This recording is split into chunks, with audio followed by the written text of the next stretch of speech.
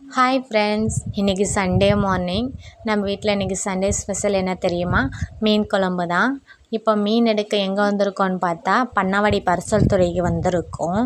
ஊர் திருவிழா வந்தாவே நாங்கள் கண்டிப்பாக இங்கே தான் வருவோம். வந்து ஃபேமிலியோடு குளிச்சுட்டு சாப்பிட்டு தான் போவோம். நீங்களும் மேட்டூர் சைடு வந்தீங்கன்னா பண்ணவாடி பரிசல் துறைக்கு வந்து சாப்பிட்டு கமெண்ட்டில் எப்படி இருக்குன்னு சொல்லுங்கள். வாங்க இப்போ மீன் எடுக்க போகலாம். நான் ரெகுலராக இங்கே தான் மீன் எடுப்பேன். நான் 2 கிலோ அளவு மீன் எடுத்துக்கிட்டேன். வாங்க இதை செய்முறை எப்படி செய்யறதுன்னு பார்க்கலாம். 10 பல் சின்ன வெங்காயம், 15 பல் பூண்டு, 2 தக்காளி, 3 கொத்து கறிவேப்பிலை, ஒரு 200 கிராம் அளவு புளி சேர்த்துக்கலாம். புளி எடுத்து தண்ணியில் ஊற போட்டுக்கலாம். இப்போ வாங்க இதுக்கு என்னென்ன மசாலா வேணும்னு பார்க்கலாம்.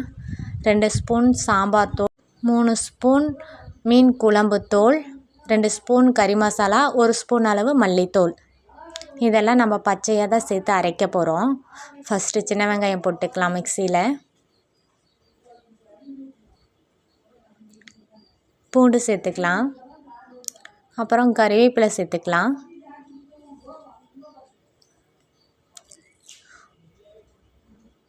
இப்போ தக்காளி சேர்த்துக்கலாம்.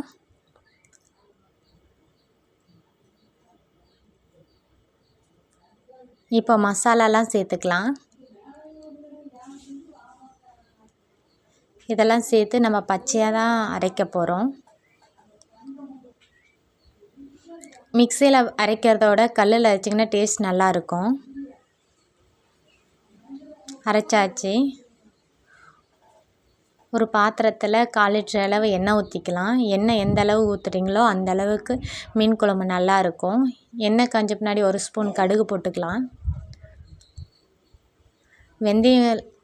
வெந்தயம் கம்மியாக சேர்த்துக்கோங்க. அதிகமாக சேர்த்துக்கிட்டிங்கன்னா கசப்பு தன்மை வருங்கிறதுனால நான் கம்மியாக தான் சேர்த்துக்கிட்டேன். கடுகு வெந்தயம் பொரிஞ்ச பின்னாடி கறிவேப்பிலை சேர்த்துக்கலாம்.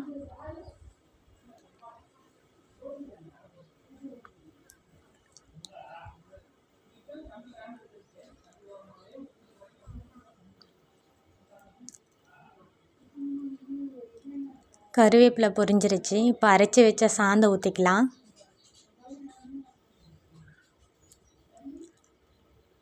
ஒரு கிளறிடலாம். இப்போ நம்ம புளி ஊற வச்சுருந்தாலும் புளியை கரைச்சிக்கலாம்.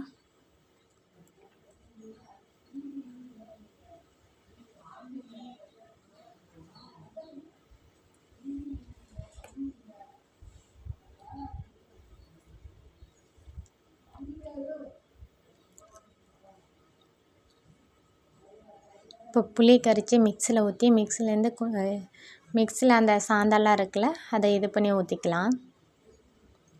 நான் உப்பு போட்டுறது உங்கள்கிட்ட காட்டல. நீங்கள் உப்பு தேவையான அளவு உப்பு சேர்த்துக்கோங்க. ஒரு 10 நிமிஷம் விட்டிங்கன்னா, ஒரு 1/4 மணி நேரம் விட்டிங்கன்னா கெட்டியாக வந்துடும், எண்ணெயும் திரிஞ்சு வந்துடும். இந்த ஸ்டேஜில் மீன் சேர்த்துக்கலாம். மீன் போட்டு ஒரு 10 நிமிஷம் தான் வேக விடணும். அதிக நேரம் வேக விட்டிங்கன்னா மீன் குழஞ்சிரும். இந்த மாதிரி நீங்கள் செஞ்சு சாப்பிட்டு எப்படி இருக்குன்னு கமெண்டில் சொல்லுங்கள் ஃப்ரெண்ட்ஸ். டேஸ்ட்டு பயங்கரமாக இருக்கும். எப்படி இருக்குன்னு சாப்பிட்டு கமெண்டில் சொல்லுங்கள்.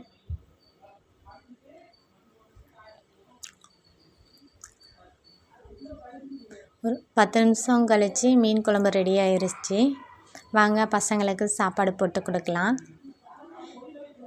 வாங்க பசங்களெல்லாம் எப்படி இருக்குன்னு கேட்கலாம்.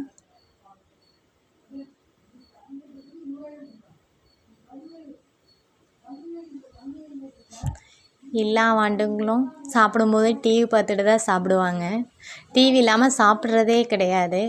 உங்கள் வீட்டில் எப்படி சாப்பிட்றாங்கன்னு கமெண்ட்டில் சொல்லுங்கள் ஃப்ரெண்ட்ஸ். Bye friends.